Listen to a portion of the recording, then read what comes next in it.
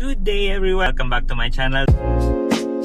This is Christian Arsan. Ngayong araw, pag-uusapan po natin ang tatlong bagay na pwede kong ibahagi sa inyo. Unang-una sa lahat, it's been a long time na hindi po tayo actively nakakagawa ng content for our channel dahil po sa mga personal aspect. Ngayon, ibabahagi ko po sa inyo ang konting kaalaman tungkol ang mga nangyayari sa ating industriya ngayon dito sa Pilipinas, particularly sa poultry industry. First, locally dito po sa here natin sa Leyte, Region 8, which is the Eastern Visayas. Medyo gumanda na po yung ekonomiya kasi nagbukas na po yung San Juanico Bridge, which is gateway to Eastern Visayas. Magandang balita po ito kasi gumanda na po yung lakaran o yung ability ng mga poultry products, which is the eggs and the meat. Nakakadaan na po ng maganda sa San Juanico Bridge. Medyo hindi ganun kabilis yung recovery, but we are going there. Nakaka-benefit po dito is yung mga local farmers ng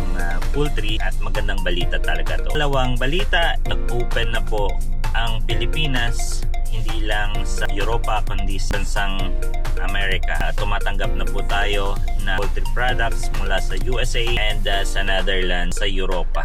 Ito po ay sa poultry products, which is the meat, eggs, and even the semens na ginagamit po natin para mag-breed ng mga manok para sa egg laying and sa meat production. Magandang balita po ito sa ekonomiya ng ating bansa kasi yun yung bilateral talk ng bansa natin sa Netherlands and sa USA. Maganda po yun sa ekonomiya pero medyo nakakabahala po yun sa mga local farmers na nagproduce ng mga meat at eggs. Medyo bababa po yung prices ng meat at ng eggs dahil po nakakakuha na or nag-i-import yung ating bansa ng products sa iba't ibang parte ng mundo, especially ngayon sa USA at sa Netherlands. Pangatlo is napapabalitang magtatayo ng 500 million worth Philippine peso yung isang Thai company sa bata ng isang poultry production facility,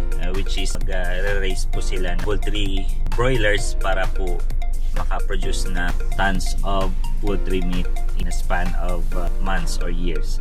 Bakit po ito nakakabahala? Kasi marami na po yung competition. Magta-tight po yung competition between local farmers or yung mga small-time farmers ng mga broiler. Hindi natin alam sa susunod na mga buwan is papasukin na rin po nila egg laying industry dito sa Pilipinas. Maapektuhan din po yung mga small scale egg farmers. So sana pagtuunan din yun ng pansin ng ating gobyerno at bigyan ng importansya yung mga local small scale farmers ng broiler at saka yung mga itlog. Sana may nakuha po tayong konting kaalaman, na-update tayo ng konti sa lahat ng mga katulad kong small time farm. Maparaan po tayo para sustain po natin yung business natin. Hanggang sa muli, maraming salamat at happy farming po sa lahat.